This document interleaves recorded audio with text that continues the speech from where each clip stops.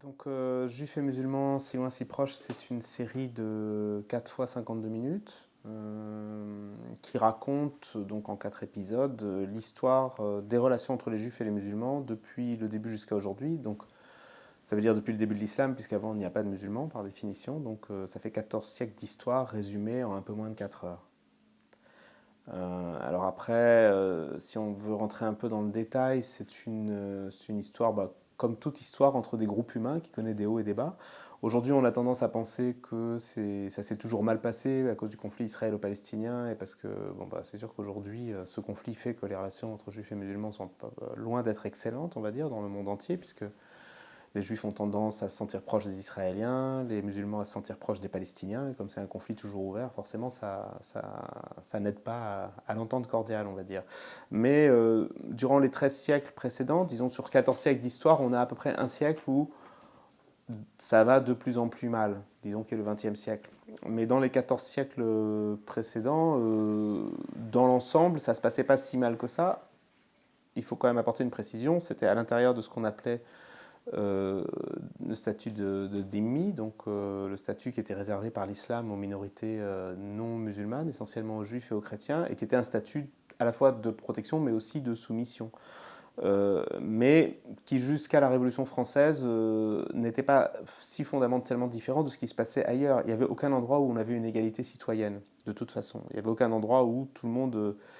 D'abord, il n'y avait pas de citoyenneté en général, puisqu'on était dans des systèmes, dans des monarchies, dans la plupart des cas, ou dans des empires. Mais en plus, il y avait toujours des gens qui étaient en dessous des autres.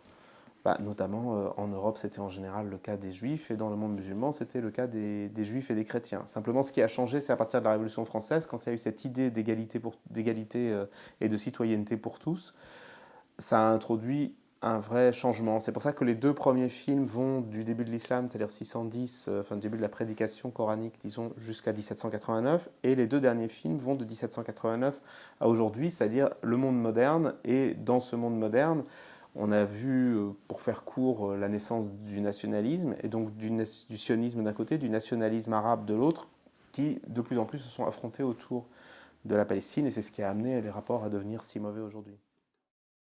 Aujourd'hui, là où il y a des juifs et des musulmans qui sont en contact quotidien, c'est dans les pays occidentaux.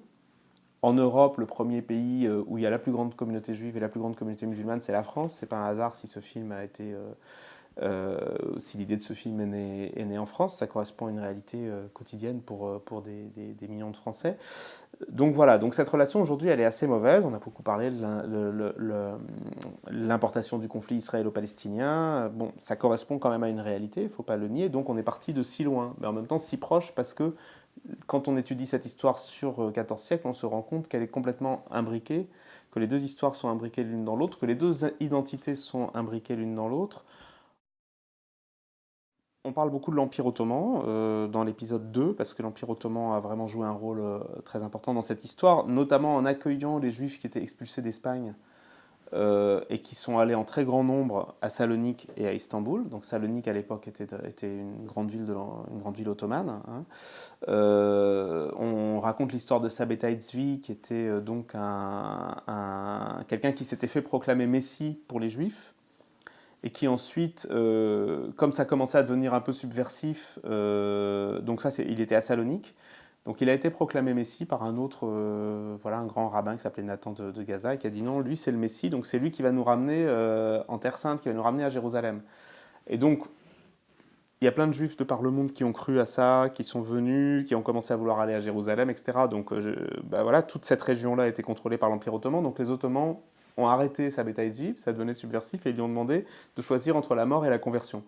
Et il s'est converti à l'islam. Et il y a des milliers ou des dizaines de milliers de juifs de l'Empire ottoman qui se sont convertis à l'islam avec lui, qu'après on a appelé les Dönmés. Et donc on raconte cette histoire-là. Et puis ensuite on raconte aussi que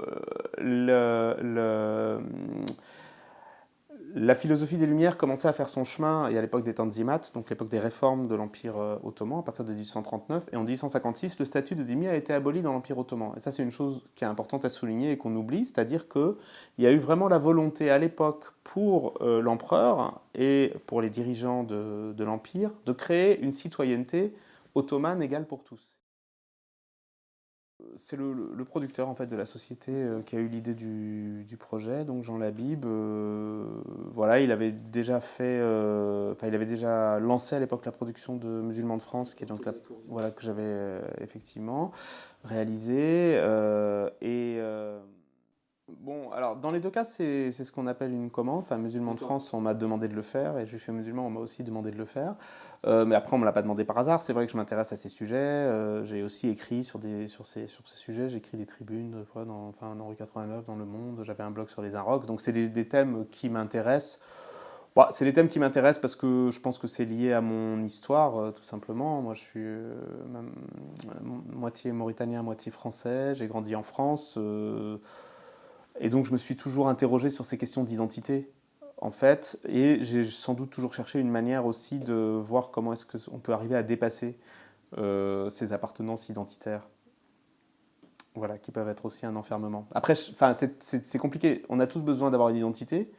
Et en même temps, ça pose problème dans la mesure où les identités commencent à se définir comme étant contre telle ou telle autre identité. Bon, le cas des Juifs et des musulmans est un bon exemple. La question, voilà, c'est la question de l'autre, c'est la question de l'altérité, c'est-à-dire comment est-ce qu'on fait pour être soi-même, être l'héritier d'une histoire, on va dire, ou de plusieurs histoires, et en même temps accepter l'autre, accepter l'histoire de l'autre, accepter la vérité de l'autre, même si elle est contradictoire avec celle qu'on porte en nous. Donc ça, c'est des questions qui m'intéressent depuis longtemps. Tous les personnages en fait, d'Arab Jazz sont traversés par des problématiques identitaires. Voilà, il y a des musulmans, des juifs, il y a même des bretons, donc chacun se promène avec une histoire qui peut être plus ou moins complexe. Il y a un vieil anarchiste arménien, enfin bon, on trouve un peu tout type de personnages, et chacun a une histoire assez forte, assez fortement marquée, et voilà, donc Ahmed, lui, il vit avec ça. Il a d'autres problèmes aussi qui sont voilà, liés aussi à la folie de sa mère. Enfin bon, il a des problèmes aussi qui sont très personnels, parce que les problèmes identitaires ne doivent pas faire oublier qu'ensuite on a des problèmes en tant qu'individu et qui, là, pour le coup, sont les mêmes que tout le monde. Je veux dire, quand on a, par exemple, quelqu'un de sa famille en hôpital psychiatrique, bon, on peut être musulman, juif, athée. La problématique, elle est la même, en fait. Et on est confronté à quelque chose de très douloureux. Donc Ahmed, il est un peu au confluent de tout ça, mais je pense pas qu'il formaliserait ça lui-même, en tout cas comme étant un problème d'abord identitaire, mais il est bien conscient évidemment de l'existence de ce questionnement plus que d'un problème, je dirais. Bah, je pense que pour les Turcs de France, il se pose un problème plus compliqué d'une certaine manière que pour les Maghrébins ou les Africains. Enfin, le Maghreb étant aussi en Afrique, mais bon, c'est encore une autre question.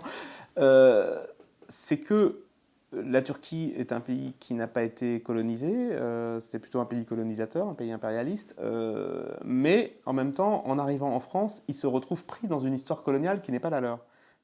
Et c'est pour ça que quand j'ai fait Musulmans de France, j'ai beaucoup réfléchi, et j'ai pas réussi en fait à intégrer les Turcs dedans, parce que finalement, ce dont je me suis rendu compte en racontant cette histoire, c'est que c'était d'abord une histoire coloniale et post-coloniale, et que finalement tous les autres, on peut dire ça des Turcs, mais aussi des Pakistanais, des musulmans d'autres parties du monde, bah, en fait se sont retrouvés pris simplement dans ce champ et dans ce prisme de cette relation, et notamment à l'intérieur de cette relation coloniale, de la relation la plus compliquée qui est celle entre la France et l'Algérie, et dont personne n'arrive complètement à sortir en fait.